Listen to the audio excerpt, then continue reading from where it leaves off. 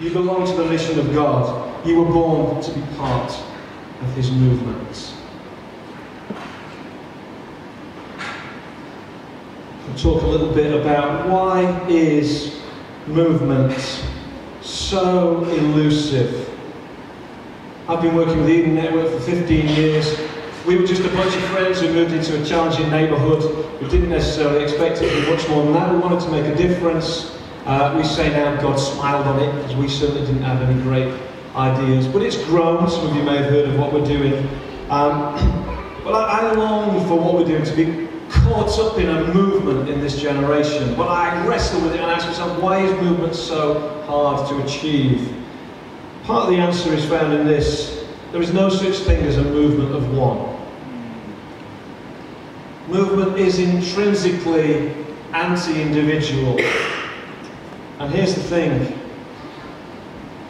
I think for a long time I was under the impression that individualism had infected the church. And then I did a little bit of history.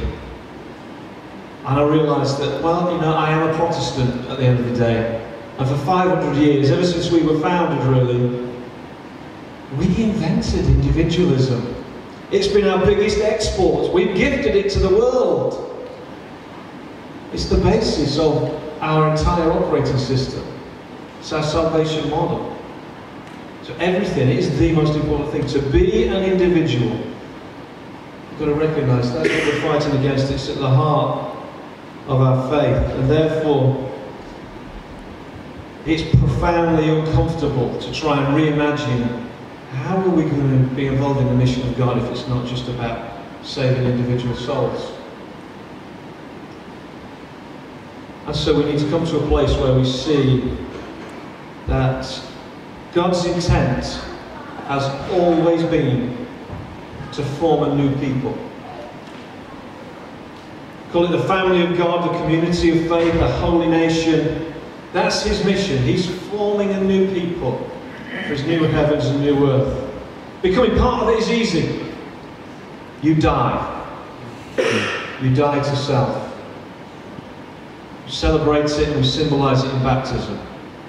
The entry point to the new people, the new kingdom. And so, the dream of the Eden Network is, I suppose we've come to try and engage in the mission of God in a way that you might sum up using the words of the Apostle Paul, that we were delighted to share with you not only the gospel of God but our lives as well, because you become so dear to us.